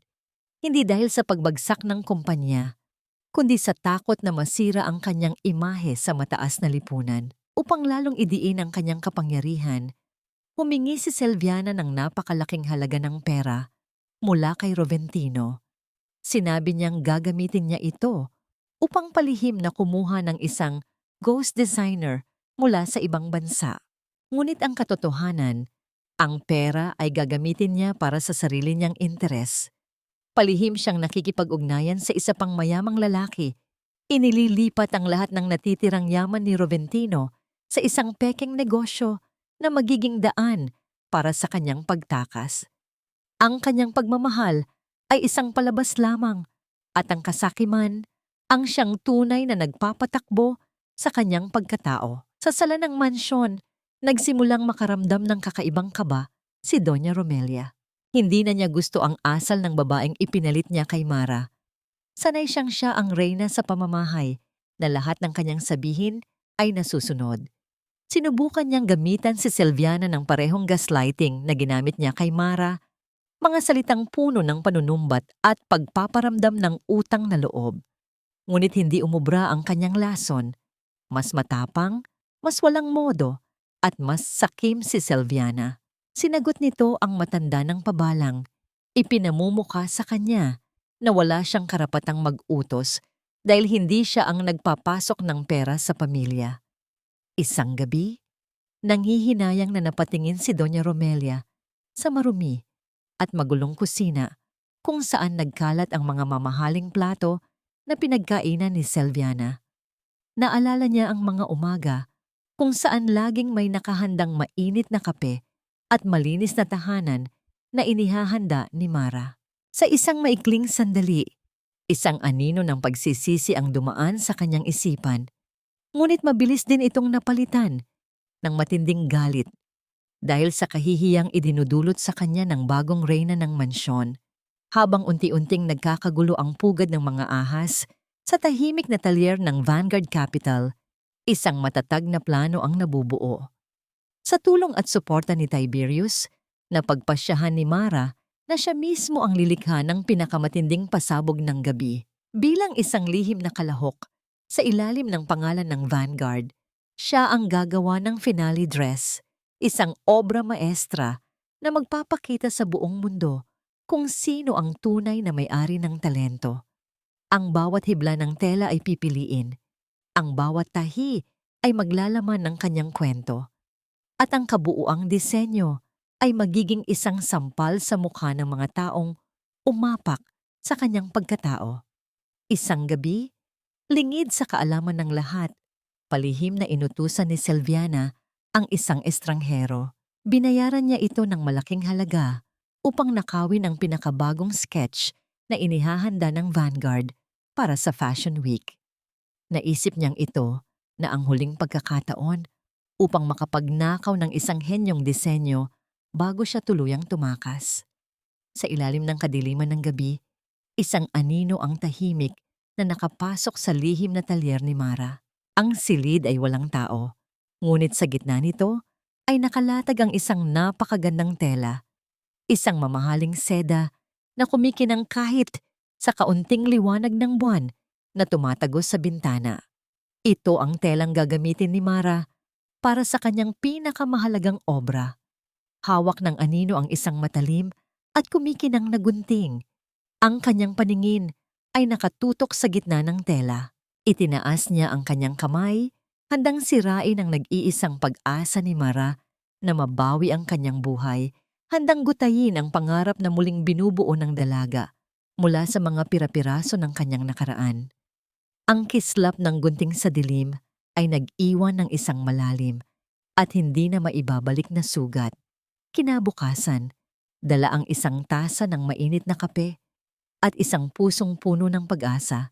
Masayang pumasok si Mara sa kanyang talyer, handang simulan ang pinakamahalagang araw ng kanyang proyekto. Ngunit sa pagbukas niya ng pinto, isang tanawin ng pagkawasak ang sumalubong sa kanya. Ang kanyang tasa ay dumulas mula sa kanyang mga daliri, mabilis na bumagsak sa sahig at nag-iwan ng maitim na mantsa sa makintab na semento. Sa gitna ng silid, ang napakagandang telang sutla na pinaglaanan niya ng kanyang buong isipan at talento ay gutay-gutay na. Ang bawat hiwa ay tila isang malupit na paalala ng kanyang kahinaan, isang simbolo ng kung gaano kadaling sirain ang lahat ng kanyang pinaghihirapan. Ang hangin ay biglang naging mabigat at ang pamilyar na paninikip ng dibdib ay muling bumalik. Napahawak siya sa hamba ng pinto upang suportahan ang kanyang nanghihinang mga tuhod, habang ang kanyang mga mata ay nanlalabo dahil sa nagbabadyang mga luha. Pumasok si Tiberius sa silid, bit-bit ang isang maliit na sobre na naglalaman ng mahalagang impormasyon na ibibigay sana niya kay Mara. Ngunit natigilan siya nang makita ang pinsala at ang namumutlang mukha ng dalaga. Agad siyang lumapit. Ang kanyang mukha ay nagpapakita ng matinding pag-aalala. Inakala niyang babagsak na si Mara sa sahig at iiyak ng walang katapusan, tulad ng isang mahinang biktima na muling sinaktan ng mundo. Ngunit laking gulat niya, hindi yon ang nangyari. Tinitigan ni Mara ang nasirang tela at sa halip na magpatalo sa kawalan ng pag-asa, isang kakaibang apoy ang unti-unting sumiklab sa kanyang mga mata. Walang luhang tumulo. Sa halip, ang kanyang mga kamao ay mariing nakakuyom at ang kanyang mga labi ay nagsara ng may matinding determinasyon. Ang babaeng nasa harapan ni Tiberius ay hindi na ang babaeng handang magpaapi. Siya ay isang reynang nasugatan, ngunit handang ipaglaban ang kanyang korona. Hindi nila ako matatalo. Mariing bulong ni Mara sa hangin. Ang bawat salita ay naglalaman ng bigat ng kanyang pinagdaanan. Lumuhod si Mara sa sahig at marahang hinaplos ang bawat sugat ng tela. Tila kinakausap niya ang bawat punit, inuunawa ang bawat sakit na idinulot dito. Sa halip na itapon ang nasirang materyales, isang napakagandang ideya ang biglang sumibol sa kanyang isipan. Gagamitin niya ang mismong pagkawasak na ito upang lumikha ng isang bagay na mas maganda pa. Kumuha siya ng isang rolyo ng pinakamahal at pinakamakinang na gintong sinulid. Isa-isa niyang tinahi ang bawat punit, hindi upang itago ang mga ito, kundi upang lalo pang bigyang diin. Ang bawat sugat ay kanyang pinuno ng ginto.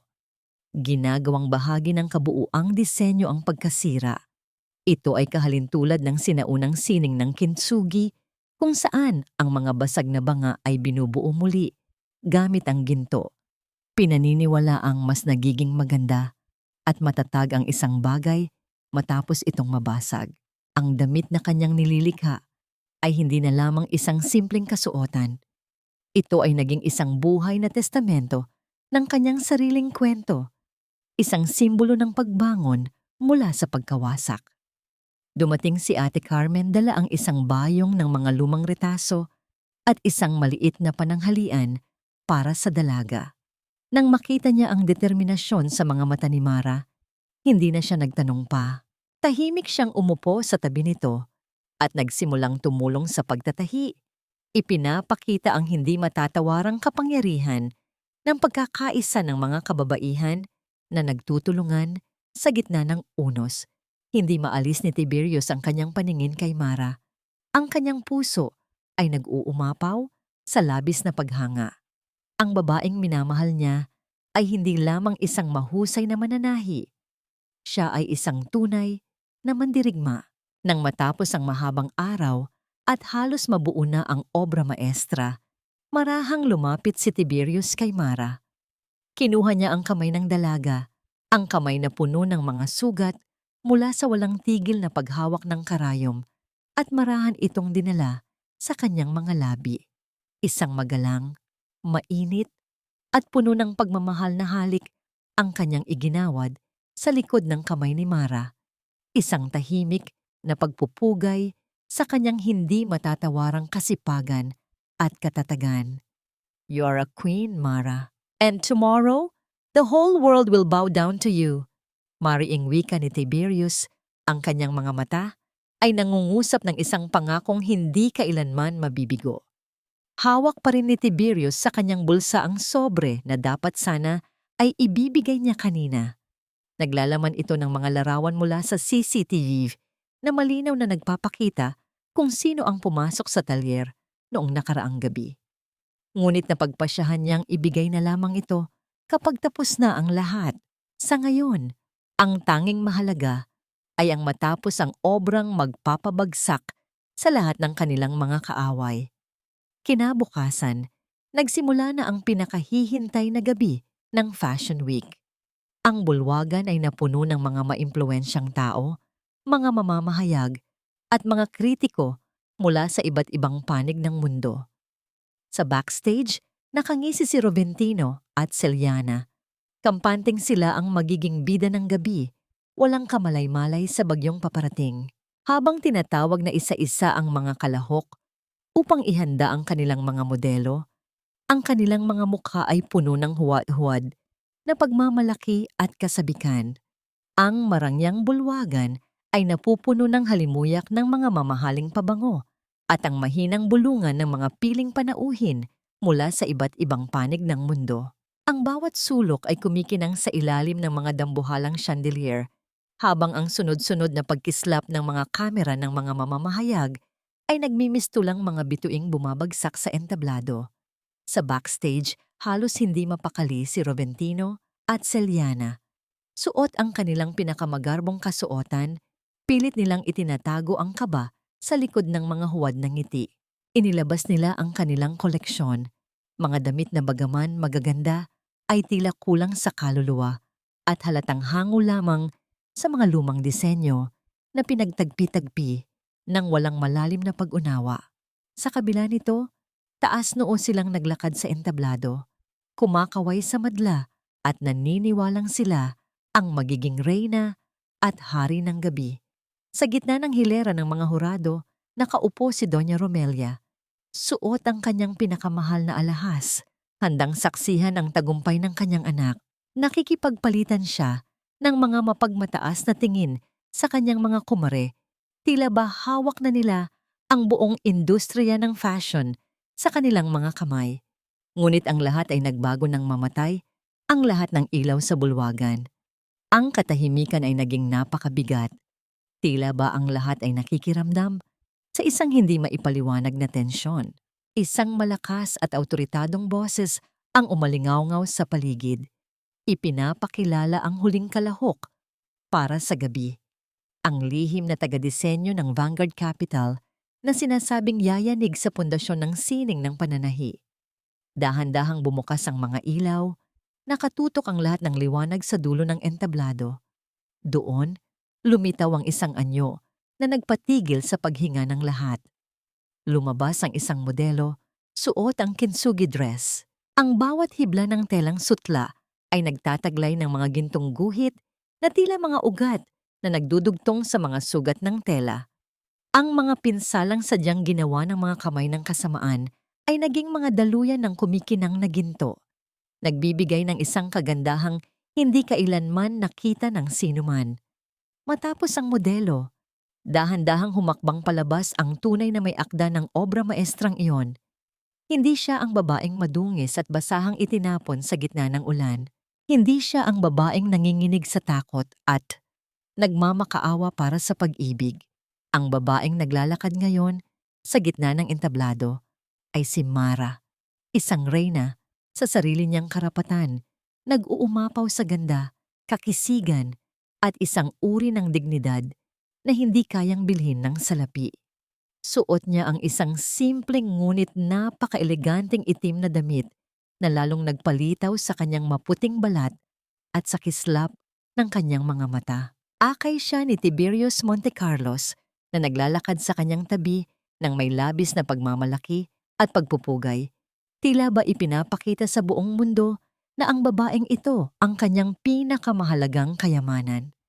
Nang makita ni Roventino ang mukha ni Mara, tuluyan nang nawala ang kulay sa kanyang mga pisngi. Ang kanyang mga kamay ay nagsimulang manginig at ang pawis ay mabilis na dumaloy mula sa kanyang noo. Pakiramdam niya ay gumuho ang sementong kinatatayuan niya. Sa ibaba, napasinghap si Doña Romelia. Ang kanyang baso ng alak ay muntik nang mahulog mula sa kanyang nanginginig na kamay habang nakatitig sa manugang na inakala niyang patay na o tuluyan ng nasira. Si Selviana naman ay napatayo sa gitna ng maraming tao. Ang kanyang mukha ay balot ng matinding inis at sindak. Hindi makapaniwala na ang babaeng sinubukan niyang wasakin ay mas naging rukro pa kaysa sa kanya. Ang bulwagan na kanina ay puno ng ingay ay biglang nabalot ng isang malalim na katahimikan habang papalapit si Mara sa harapan ng entablado. Kinuha niya ang mikropono mula sa announcer. Ang kanyang bawat galaw ay puno ng sining at katiyakan. Tiningnan niya ng diretso sa mga mata si Roventino, isang tingin na nagpapahayag ng lahat ng sakit na dinanas niya, ngunit may kalakip na tagumpay ng isang taong nakabangon mula sa putikan. Ngumiti siya ng bahagya, isang mapait ngunit matapang ng ngiti na nagpatindig ng balahibo ng lahat ng nakakita. Magandang gabi sa inyong lahat. Simula ni Mara, ang kanyang boses ay malinaw at matatag, umaabot sa bawat sulok ng bulwagan. Narito ako, hindi lamang upang ipakita ang kagandahan ng sining ng pananahi. Narito ako upang magbigay ng boses sa katotohanan. Dahil sa mundong ito, may mga taong nagnanakaw hindi lamang ng tela at disenyo, kundi ng buong buhay, dignidad, at kahit ang pagkakataong maging isang ina. Ang mga salitang iyon ay tumago sa puso ng bawat panauhin, lalo na sa mga taong nasa likod ng panlilinlang. Ang bawat mata ay nakatutok kay Mara, naghihintay sa susunod na sasabihin ng babaeng muling nabuhay mula sa mga abo ng kanyang nakaraan upang bawiin ang koronang matagal nang ipinagkait sa kanya. Ang boses ni Mara ay nanatiling kalmado, subalit ang bawat salita ay may bigat ng 1,000 sakripisyong matagal na niyang pinasan. Sa gitna ng entablado, sa ilalim ng lahat ng liwanag, dahan-dahan niyang itinaas ang laylayan ng suot na kintsugi dress at ipinakita sa malaking screen ang isang napakaliit ngunit napakalinaw na detalye. Ang sining ng kanyang pagtatahi ay hindi lamang basta disenyo. Ito ay isang lihim na kumpas ng kamay na tanging siya lamang ang nakakaalam. Ipinakita niya sa live camera kung paano ang bawat letrang M ay nabubuo mula sa isang natatanging uri ng buhol na hindi kailanman magagaya ni Selviana o ng sinumang magnanakaw. Ang sining ay hindi lamang tungkol sa tela at sinulid. Ito ay tungkol sa katapatan ng kaluluwang lumilikha nito, pahayag ni Mara, habang ang kanyang mga mata ay nananatiling nakatitig ng diretso sa nanghihinang si Roventino. Ang mga disenyong nagpayaman sa inyo, ang mga obrang ipinagmamalaki nyo sa loob ng 7 taon, ay ang mga piraso ng buhay ko na walang awa niyong ninakaw bago niyo ako itapon sa gitna ng bagyo. Isang mabilis na tango ang ibinigay ni Tiberius sa mga tekniko sa gilid. Ang malawak na screen sa likod ni Mara ay biglang nagbago ng anyo. Sa halip na mga larawan ng fashion, lumitaw ang mga dokumento ng bangko at mga lihim na mensahe. Ipinakita ni Tiberius sa buong mundo ang mga ilegal na transaksyon ni Selviana, ang sunod-sunod na paglilipat ng pondo mula sa kumpanya ni Roventino patungo sa isang dummy account sa ibang bansa. Nabunyag ang katotohanan habang nagpapanggap si Selviana na isang tapat na kasosyo, unti-unti na niyang binubutas ang bulsa ni Roventino upang maghanda sa kanyang sariling pagtakas. Ang bulwagan ay binalot ng isang nakabibinging bulungan mula sa mga mamumuhunan at mga panauhin. Si Roventino ay tila isang rebultong yelo na unti-unting natutunaw sa gitna ng matinding kahihiyan. Lumingon siya kay Selviana, ang kanyang mga mata ay puno ng galit at hindi makapaniwalang pagtataksil. Selviana, ano ito?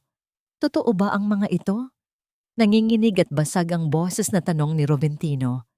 Sa halip na humingi ng tawad, ang huwad na tamis sa mukha ni Selviana ay napalitan ng isang malupit na halakhak ng pang-uuyam. Bakit ka nagtataka, Roventino?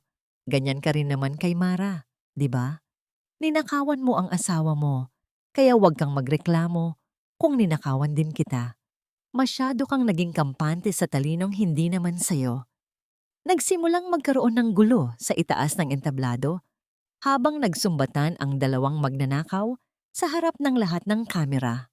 Si Selviana ay nagsimulang sumigaw. Isinisisi kay Roventino ang lahat ng kabiguan ng kumpanya, habang si Roventino naman ay pilit na dinidiktahan ng babae na tumahimik. Ang kanilang marahas na pagtatalo ay naging isang kalunos-lunos na palabas ng kanilang tunay na pagkatao. Dalawang sakim na nilalang na ngayon ay nagkakalamukan dahil sa sarili nilang mga kasalanan. Sa hilera ng mga hurado, si Doña Romelia ay tila nawalan ng lakas. Ang kanyang mukha na kanina ay punong-puno ng pagmamataas, ay ngayon ay balot ng matinding sindak. Ang mga kaibigan niyang Donya, na dati ay nakapaligid sa kanya, ay isa-isang nagsimulang lumayo at bumulong-bulong habang nakatingin sa kanya ng may labis na pandidiri. Ang kanyang reputasyon na matagal niyang iningatan sa pamamagitan ng kasinungalingan ay tuluyan ng gumuho sa loob lamang ng ilang minuto. Dahan-dahang pumasok ang ilang mga kalalakihan na nakasuot ng formal na uniforme ng kapulisan. Ang kanilang mabibigat na yabag sa makinis na sahig ay naghatid ng isang uri ng pinal na katarungan. Lumapit sila kay Roventino at Selviana upang imbitahan ng mga ito para sa investigasyon ng malawakang panlilinlang at estafa. Sa gitna ng mga flash ng kamera at ingay ng mga tao, ang dalawang kontrabida ay dinala palabas ng bulwagan. Hila-hila ang kanilang nasirang dangal sa harap ng madla. Nang tumahimik ang paligid, tiningnan ni Mara ang kanyang sariling mga kamay. Noon ay nanginginig ang mga ito sa takot at pagod. Ngunit ngayon ay matatag at payapa. Naramdaman niya ang isang mainit na haplos sa kanyang balikat mula kay Tiberius, isang tahimik na pagbati sa kanyang tagumpay. Subalit bago pa man sila tuluyang makababa ng entablado, isang anyo ang mabilis na humarang sa kanilang daan. Si Doña Romelia, na ngayon ay tila isang baliw na nawalan ng katinuan, ay lumuhod sa paanan ni Mara. Ang kanyang mga mata ay puno ng luha, ngunit hindi ito luha ng pagsisisi, kundi luha ng desperasyon na iligtas ang sariling balat. Mara, anak ko, patawarin mo kami. Nagkamali kami. Nadala lang kami ng bugso ng damdamin. Pamilya pa rin tayo, di ba? Tulungan mo ang anak ko. Tulungan mo si Roventino. Pagmamakaawa ng matanda habang pilit na kinakapit ang laylayan ng damit ni Mara. Ang kanyang pekeng paghikbi ay umalingaw-ngaw sa paligid. umaasang muling magagamit ang kabutihan ng puso ng babaeng minsan na nilang itinapon sa putikan. Ang masaganang pagtulo ng luha sa mga mata ni Doña Romelia habang nakaluhod sa paanan ni Mara ay tila isang huling pagtatangka na gamitin ang lason ng panlilinlang. Ang matanda ay mahigpit na nakakapit sa laylayan ng mamahaling damit ng dalaga.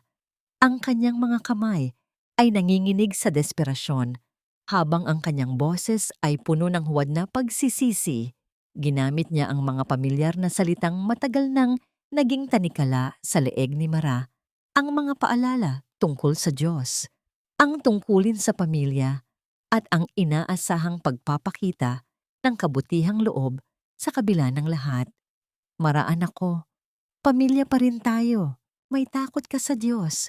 Alam kong hindi mo hahayaang mabulok sa kulungan ng asawa mo. Pagpatawad ang tanging daan tungo sa langit, di ba? Tulungan mo kaming bumangon muli. Pagmamakaawa ni Romelia, ang kanyang paghikbi ay umalingaw-ngaw sa paligid. Pilit na kumukuha ng simpatiya mula sa mga taong nakatingin. Tinitigan ni Mara ang matandang nasa kanyang paanan. Sa unang pagkakataon, hindi na takot o awa ang nararamdaman niya, kundi isang malalim at malamig na pagkilala sa katotohanan. Dahan-dahan niyang inabot ang mga daliri ni Romelia at isa-isang inalis ang mga ito mula sa kanyang damit nang may pambihirang katatagan. Ang bawat pagbitaw ay tila pagputol sa isang madilim na ugnayan na sumakal sa kanyang pagkatao sa loob ng maraming taon. Wala akong utang na loob sa inyo, madam. Simula ni Mara. Ang kanyang boses ay malinaw, matalim, at walang bahid ng pag-aalinlangan. Kinuha niyo ang lahat ng pawis ko. Ninakaw niyo ang bawat disenyo ng aking isipan. Pinatay niyo ang dignidad ko bilang babae. At ang pinakamasakit sa lahat, pinabayaan niyong mawala ang kaisa-isang anak ko sa gitna ng bagyo. Hindi pagpapatawad ang kailangan niyo, kundi katarungan. Dahil ang totoong kapayapaan ay hindi matatagpuan sa panibagong kasinungalingan, kundi sa pagtanggap ng parusa para sa inyong mga kasalanan. Tinalikuran ni Mara si Doña Romelia nang walang paglingon. Sa kanyang paghakbang palayo, naramdaman niya ang matitinding sulyap ng pangungutya mula sa mga dating humahanga sa matanda na ngayon ay isa-isa nang lumalayo sa kinaroroonan nito sa sahig. Kasama si Tiberius at ang naghihintay na si Ate Carmen sa gilid ng entablado, naglakad si Mara palabas ng gusali nang may taas noong dignidad. Paglabas nila, ang kalangitan ay muling nagbubuhos ng malakas na ulan. Ngunit sa pagkakataong ito, hindi nanigas ang katawan ni Mara. Ang lamig na dala ng hangin ay hindi na nagdulot ng paninikip ng kanyang dibdib. Habang ang bawat patak ng tubig ay humahaplos sa kanyang mukha, naramdaman niya ang isang pambihirang gaan sa kanyang kaluluwa. Tila hinuhugasan ng ulan ang huling bakas ng dumi ng kanyang nakaraan, tinatangay ang bawat kirot at bawat pait na matagal niyang kinimkim. Hindi niya kinuha ang inaalok na payong ni Tiberius.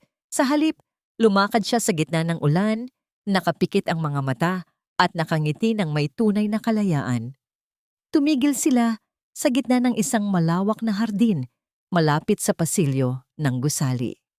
Ang tanging maririnig ay ang ritmo ng ulan na tumatama sa mga dahon at ang mabagal na paghinga ng 2 taong muling nakahanap ng kanilang mga sarili. Dahan-dahang humarap si Tiberius kay Mara. Ang kanyang mga mata ay naglalayag sa mukha ng dalaga nang may labis na pagmamahal at paggalang. Walang ano-ano, dahan-dahang lumuhod si Tiberius sa basang damuhan, hindi alintana, ang mamahaling suit na unti-unti nang nababasa ng ulan. Kinuha niya ang kamay ni Mara at tinitigan ito nang may kasiguruhan. Inilabas niya mula sa kanyang bulsa ang isang maliit na velvet box na matagal na niyang iniingatan. Sa pagbukas nito, isang simpleng singsing na may kumikinang na diamante ang tumambad, sumasalamin sa kaunting liwanag ng mga poste sa paligid. Matagal na kitang gustong tanungin, Mara. Mahinahon at puno ng emosyong wika ni Tiberius habang ang bawat salita ay sumasabay sa banayad na agos ng tubig sa paligid. Hindi kita pinili dahil sa galing mo o dahil sa gusto kitang iligtas. Pinili kita dahil ikaw ang kumumpleto sa katahimikang matagal ko nang hinahanap. Will mo bang hayaan akong maging katuwang mo, hindi na bilang tagapagsilbi mo o tagapagtanggol, kundi bilang lalaking sasamahan ka sa bawat bagyong darating sa buhay mo? Will you marry me? Napatigil ang mundo para kay Mara. Ang tanong na yon ay hindi lamang isang alok ng kasal, kundi isang pangako ng isang bagong simula kung saan ang pagmamahal ay hindi nakatumbas ng pagsasakripisyo ng sarili. Isang masaganang luha ng kaligayahan ang humalo sa ulan sa kanyang mga pisngi habang nakatingin sa lalaking nagpakita sa kanya kung paano mabuhay ng may dignidad. Ang hangin ay nanatiling malamig, ngunit sa gitna ng ulan, isang matamis na pag-asa ang nagsimulang mag-alab, nag-iiwan ng isang katanungang naglalayag sa katahimikan ng gabi habang naghihintay ang buong mundo sa kanyang magiging sagot. 3 taon na ang mabilis na lumipas mula nang yanigin ng katotohanan ang mundo ng fashion sa Manila. Ang panahong nagdaan ay tila isang mahabang tahi na maingat na nagdugtong sa mga sugat ng nakaraan patungo sa isang mapayapang kasalukuyan. Sa gitna ng isang malawak at maaliwalas na hardin na napalilibutan ng mga mababangong bulaklak ng ilang-ilang, nakatayo ang isang matatag na gusali na may nakaukit na pangalan, Mara's Haven, isang kanlungan para sa mga kababaihan. Sa loob ng silid na punong-puno ng sikat ng araw, abala si Mara sa pagtuturo sa isang grupo ng mga kababaihan na nakaranas din ng labis na sakit at pang-aabuso sa kanilang mga nakaraang buhay. Hawak niya ang isang piraso ng gintong sinulid. Ipinapakita sa kanila kung paano gawing sining ang bawat hibla. Ang kanyang mga mata, na dati ay puno ng takot at luha, ngayon ay naglalabas ng isang uri ng liwanag na nagbibigay ng pag-asa sa lahat ng nakakakita sa kanya.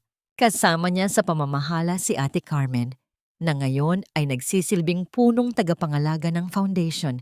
Suot ang kanyang pinakamagandang duster at may malapad na ngiti sa labi habang namimigay ng merienda sa mga nag-aaral. Habang ang buhay ni Mara ay patuloy na namumulaklak, ang tadhana naman ay may ibang inihandang katapusan para sa mga taong sumira sa kanya. Sa isang madilim at maalikabok na pantalan sa malayong bahagi ng lungsod, isang lalaki ang dahan-dahang naglalakad habang pasan-pasan ang isang mabigat na sako ng bigas. Si Roventino, ang lalaking dati ay nangarap ng kasikatan sa pamamagitan ng pagnanakaw, ngayon ay nabubuhay sa ilalim ng bigat ng kanyang sariling mga kasalanan. Ang kanyang mga kamay na dati ay ayaw madumihan, ay ngayon ay tadtad ng kalyo at dumi. Baon sa utang at tinalikuran ng lahat. Wala na siyang ibang kasama, kundi ang multo ng kanyang mga maling desisyon. Si Doña Romelia naman ay madalas makitang palakad-lakad sa mga kalsada malapit sa dati nilang mansyon na ngayon ay pagmamay-ari na ng ibang tao. Ang kanyang katinuan ay unti-unti nang nilamon ng kahihiyan at pangungulila. Kinakausap niya ang hangin, ipinagmamalaki ang kanyang kayamanan at ang kanyang perpektong pamilya sa mga taong hindi naman siya pinapansin. Samantala, si Silviana ay nananatili sa likod ng rehas, binibilang ang mga araw ng kanyang pagkakakulong dahil sa malawakang panlilinlang at estafa. Malayo sa marangyang buhay na pinilit niyang abutin sa maling paraan. Hindi na sila iniisip ni Mara dahil ang katarungan ay kusa nang lumapat sa kanilang mga balikat nang walang tulong ng kanyang kamay. Isang banayad na ihip ng hangin ang naghatid ng halimuyak ng sariwang kape sa loob ng talyer. Naramdaman ni Mara ang isang pares ng matitipunong braso na dahan-dahang yumakap sa kanya mula sa likuran. Ang init ng katawan ni Tiberius ay nagsilbing isang matibay na pader na nagbibigay sa kanya ng lubos na katahimikan. Isang magalang at banayad na halik ang iginawad ni Tiberius sa kanyang sentido, isang tahimik na pasasalamat sa bawat araw na magkasama sila. Mara, we should go. Ang baby natin, kanina pa naghahanap sa'yo. Bulong ni Tiberius. Ang boses ay puno ng tamis at paggalang.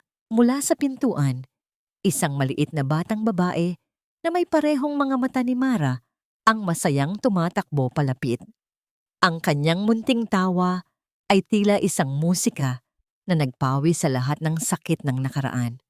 Binuhat ni Tiberius ang bata, habang si Mara naman ay dahan-dahang humawak sa kamay ng kanyang asawa. Sa bawat hakbang nila patungo sa kanilang tahanan, naramdaman ni Mara ang tunay na kahulugan ng kapayapaan. Napatawad na niya ang kanyang sarili sa mga taon ng kanyang pagtitiis. Nahanap na niya ang katarungan sa pamamagitan ng kanyang sariling tagumpay. At higit sa lahat, napatunayan niya na ang tunay na halaga ng isang babae ay hindi matatagpuan sa kung gaano siya kahusay magsilbi sa iba, kundi sa kung gaano siya kahusay bumangon at magsimulang muli mula sa mga abo ng kanyang sariling pangarap. Ang aral ng kanyang kwento ay mananatiling nakaukit sa bawat tahi ng kanyang mga obra. Ang paghihiganti ay hindi kailangang dumaan sa dahas. Dahil ang mabuhay ng masaya at marangal ang pinakamatamis na tagumpay laban sa mga nanakit sa iyo. Ang ulan na dati ay nagdala ng pighati, ay ngayon ay naging simbolo na lamang ng paglilinis at bagong simula. At sa dulo ng bawat bagyo, laging may naghihintay na bahaghari para sa mga taong hindi sumusuko sa pag-asa.